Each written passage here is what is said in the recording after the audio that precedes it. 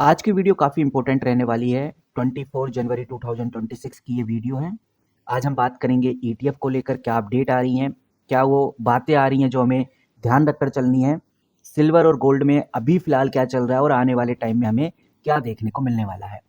मैंने यहाँ पर एनएससी की वेबसाइट खोली हुई है। एनएससी की वेबसाइट आप इधर स्क्रीन पे देख सकते हैं और आपको इधर नजर आएगा कि मैंने इधर ईटीएफ खोला हुआ है। ईटीएफ आप देख सकते हैं बहुत क्लियर और साफ शब्दों में आपको नजर आएगा कि सबसे ज्यादा जो चर्चा में है वो आज के टाइम पे टाटा सिल्वर ईटीएफ है और उसके नीचे ही टाटा गोल्ड ईटीएफ आपको देखने को मिल जाएगा। और भी नीचे आपको और ईटीएफ देखने को मिल जाएंगे, जैसे सिल्वर भी हो गया, गोल्ड भी हो गया। नीचे आपको एचडीएफसी, मोतीलाल ओसवाल, जितने भी ईटीएफ्स हैं वो आपको कंटिन्यू सीरीज में देखने को मिल जाएंगे। और ये बात हमें नहीं भूलनी चाहिए कि दुनिया भर में एक अलग ही लेवल की टेंशन चल रही है। एक पॉलिटिकल इनस्टेबिलिटी हमें इधर देखने को मिल रही है। इस वजह से लोग सेफ हेवन एसेट्स की तरफ जा रहे हैं, यानी कि सुरक्षित निवेश लोग करना चाहते हैं, जैसे कि वो गोल्ड सिल्वर में अपना इन्वेस्टमेंट बढ़ा रहे हैं, जिसकी वजह से ईटीएफ्स के अंदर हमें तेजी देखने को मिल रही है। और ये बात हमें बिल्कुल नहीं भूलनी चाहिए कि अगर आने वाले टाइम में बैंक और बॉन्ड्स ये बोल देते हैं कि हम आपको इंटरेस्ट अब कम देंगे, तो यहाँ पर लोग ये सोचते हैं कि अगर बैंक या बॉन्ड्स इस तरह की बातें कर रहे हैं तो इससे अच्छा क्यों ना सोना चांदी खरीद लिया जाए, क्योंकि उसकी वैल्यू तो आगे धीरे धीरे बढ़ने वाली है। इससे भी गोल्ड ईटीएफ और सिल्वर ईटीएफ्स में तेजी आती है। ऐसा मैं इसलिए बोल रहा हूँ, यहाँ पर आप देखेंगे द टाइम्स ऑफ इंडिया के द्वारा एक अपडेट पब्लिश हुई है और इस अपडेट में बहुत क्लियर और साफ शब्दों में देखने को मिलता है कि अमेरिका के फेडरल रिजर्व द्वारा इंटरेस्ट रेट में कटौती यानी कट होने की उम्मीद है। यही रीजन है कि सिल्वर और गोल्ड ईटीएफ में बूस्ट हमें देखने को मिल रहा है। एक बहुत स्ट्रॉन्ग उम्मीद जताई जा रही है कि इस बार फेडरल रिजर्व रेट कट कर सकता है। अब यहाँ पर मल्टीपल आर्टिकल्स के द्वारा ये बातें भी बताई जा रही हैं कि मार्केट में सिल्वर की सप्लाई कम होती जा रही है, रिफाइनिंग में भी काफ़ी चैलेंजेस आ रही हैं।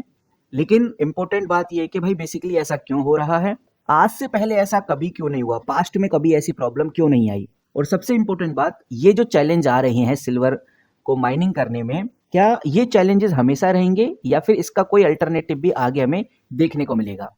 तो मैं आपको बताना चाहूँगा, दुनिया में 70 से 80% जो सिल्वर है वो डायरेक्ट सिल्वर माइनिंग से नहीं निकलता। ये तब निकलता है जब कॉपर हो गया, जिंक हो गया या गोल्ड हो गया, इनकी माइनिंग की जाए, उसी के साथ ये सिल्वर निकलता है। अब सबसे बड़ी प्रॉब्लम ये है, अगर सिल्वर का प्राइस $100 भी हो जाए तब भी माइनिंग कंपनी सिल्वर का प्रोडक्शन नहीं कर पाती है, क्योंकि उन्हें पहले कॉपर या जिंक निकालना होता है और इन मेटल्स को जब ही निकाला जाता है जब इनकी डिमांड बढ़े, यानी जिंक और कॉपर की अगर डिमांड बढ़े तभी इनकी माइनिंग होती है और उसी के साथ सिल्वर निकलता है। और जब तक इन मेटल्स की डिमांड नहीं बढ़ती, सिल्वर की सप्लाई फंसी रहती है। और दूसरा गाइज, ये बात भी हमें नहीं भूलनी चाहिए कि पहले जो सिल्वर था वो सिर्फ ज्वेलरीज के लिए यूज होता था, एक ज्वेलरी इन्वेस्टमेंट थी, लेकिन अब ये एक स्ट्रेटेजिक इंडस्ट्रियल मेटल बन चुका है। और आजकल हमने नोटिस भी किया है कि सिल्वर का यूज सोलर पैनल में काफी ज्यादा यूज हो रहा है और एक बार अगर सोलर पैनल में सिल्वर को लगा दिया जाता है तो लगभग 20 साल तक वहां लॉक हो जाता है सिल्वर। इलेक्ट्रिक व्हीकल्स की बात करें, पेट्रोल कार के मुकाबले ईवी अब बहुत ज्यादा सिल्वर यूज करती हैं। डेटा सेंटर हो गया, एआई के लिए जो बड़े बड़े सर्वर हैं उनको चलाने के लिए उनमें सिल्वर का काफी ज्यादा यूज होता है। और कह सकते हैं कि भाई सिल्वर के आने वाले कुछ सालों तक खींचातानी रहेगी, क्योंकि सिल्वर आज के टाइम पे सिर्फ एक चमकता हुआ मेटल नहीं रहा, बल्कि ये एक आने वाली टेक्नोलॉजी के लिए, मॉडर्न टेक्नोलॉजी के लिए ऑक्सीजन बन गया है। और ये बात बिल्कुल नहीं भूलनी चाहिए कि सिर्फ पिछले 1 सालों में सिल्वर की कीमत 200% से ज्यादा बढ़ चुकी है और 2026 की शुरुआत में ही आपने सिल्वर को देखा होगा लगभग 40% तक उछाल मारा है, यानी 40% तक बढ़ा है। और इंडिया की अगर हम बात करें तो इंडिया में डोमेस्टिक प्राइस सिल्वर का काफी तेजी से ऊपर बढ़ता हुआ नजर आ रहा है, जहां पर ये जो फ्यूचर कॉन्ट्रैक्ट है लगभग 3.4 लाख पर केजी तक पहुंच गया है। अब सवाल ये आता है, तो भाई क्या सिल्वर को फिजिकली आज के टाइम पे खरीदना सही रहेगा या फिर कोई आने वाले टाइम में सिल्वर का अल्टरनेटिव हमें देखने को मिल सकता है।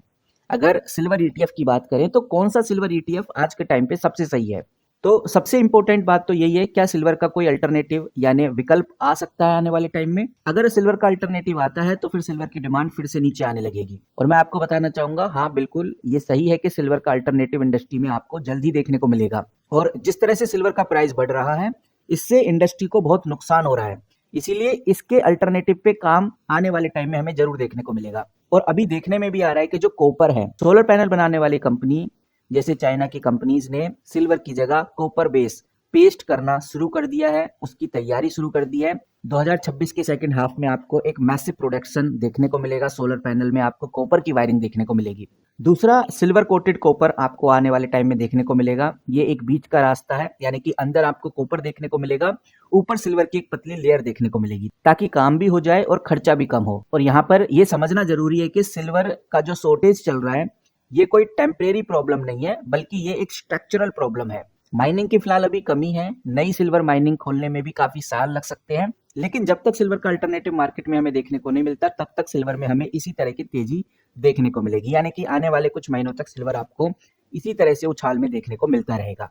अब सवाल ये आता है कि भाई कौन सा सिल्वर ईटीएफ काफी सही रहने वाला है आने वाले टाइम में, कौन से सिल्वर ईटीएफ के ऊपर आपको नजर रखनी चाहिए। यहाँ पर मैं सबसे पहले ये जो टाटा सिल्वर ईटीएफ है इसको ओपन करके आपके सामने रखता हूँ। ये आप देख सकते हैं, मैंने Tata mutual funds Tata silver exchange trade fund ETF खोला हुआ है।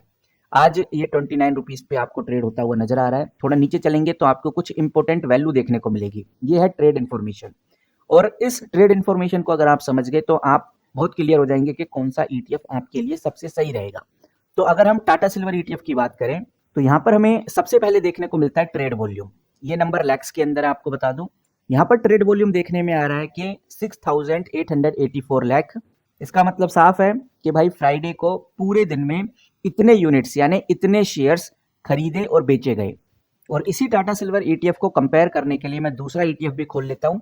यहाँ पर आप देखेंगे तो मैंने यहाँ पर टाटा सिल्वर खोला हुआ है और दूसरी तरफ मैंने निप्पो का खोला हुआ है, यानी कि सिल्वर भी इधर खोला हुआ है। अब थोड़ा नीचे चलेंगे तो फिर से वही वैल्यू चेकआउट कर लेते हैं फटाफट, ताकि हमें समझने में आसानी रहे कि कौन सा ईटीएफ फिलहाल अभी सही चल रहा है। जैसे अभी हमने ट्रेड वॉल्यूम की बात की तो यहाँ पर 6,884 लाख का वॉल्यूम ट्रेड हुआ है। काफी ज्यादा unit of shares Tata silvers में बाय और सेल किए गए, और यहाँ पर ये जो नंबर है आपको काफी कम देखने को मिलेगा, लगभग 1,742 लाख आपको देखने को मिलेगा। और वहीं यहाँ पर आपको ट्रेड वैल्यू भी देखने को मिल जाएगी, लगभग 2,000 करोड़। एक बहुत बड़ा नंबर है, 2,000 करोड़ रुपीस को ईटीएफ के अंदर एक्सचेंज किया गया। ये टाटा सिल्वर का है। और अगर हम ट्रेड वैल्यू देखें सिल्वर बी का तो 5,180 करोड़ आपको देखने को मिलेगा। ये प्राइस के ऊपर है, क्योंकि टाटा सिल्वर 29 का आपको इधर देखने को मिल रहा है और सिल्वर भी आपको 292 का इधर देखने को मिलता है। टाटा सिल्वर के अंदर ट्रेड वॉल्यूम काफी ज्यादा है, जो बहुत क्लियर इशारा करता है कि टाटा सिल्वर ईटीएफ बहुत एक्टिव है। आप जब चाहें जब इस कंपनी में एंट्री ले सकते हैं, एग्जिट हो सकते हैं। अब अगर बात करें मार्केट कैप की तो यहाँ पर आप देखेंगे टाटा सिल्वर का जो मार्केट कैप है 6,557 करोड़ आपको देखने को मिलेगा, और सिल्वर बी का जो मार्केट कैप है 41,601 करोड़ आपको देखने को मिलेगा। कह सकते हैं कि ये ईटीएफ की टोटल वैल्यू है जो लोगों ने अभी तक इन्वेस्ट करके रखी हुई है। और जो 6,000 करोड़ के ऊपर के फंड होते हैं उनको लार्ज कैप बोला जाता है ईटीएफ की दुनिया में। ये दिखाता है कि भाई दोनों ही ईटीएफ काफी स्ट्रॉन्ग है, और खासकर सिल्वर बी ईटीएफ काफी हाई वैल्यू रखता है। अब बात करते हैं इम्पैक्ट कॉस्ट की। ये समझना बहुत जरूरी है। यहाँ पर आप देखेंगे तो इम्पैक्ट कॉस्ट आपको 0.11 देखने को मिलेगी, और यहाँ पर इम्पैक्ट कॉस्ट आपको 0.02 देखने को मिलेगी। ये सबसे जरूरी चीज है, ये आपको जरूर देखनी चाहिए। और ये वैल्यू साफ इशारा करती है कि अगर जब भी आप खरीदते हैं या बेचते हैं तो आपको कितना नुकसान हो सकता है।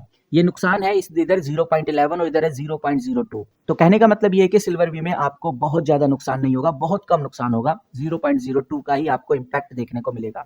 लेकिन टाटा सिल्वर में इम्पैक्ट 0.11 का है, तो कंपैरिजन के हिसाब से सिल्वर बी में इम्पैक्ट काफी कम है, यानी कि ये पॉजिटिव इधर हमें नजर आता है। तो गाइस इसी तरह से आप अपना भी ईटीएफ चेकआउट कर सकते हैं। इसी तरह से एनएससी की वेबसाइट पे आके आप अपना ईटीएफ लिखिए, जो भी आपने ईटीएफ लिया हुआ है उस ईटीएफ की जानकारी आप इधर डालिए। और सबसे जरूरी है ये कॉस्ट इम्पैक्ट चेक करना। अगर आपको कॉस्ट इम्पैक्ट सबसे कम दिखता है वही ईटीएफ आपके लिए आने वाले टाइम में अच्छी ग्रोथ दिला सकता है।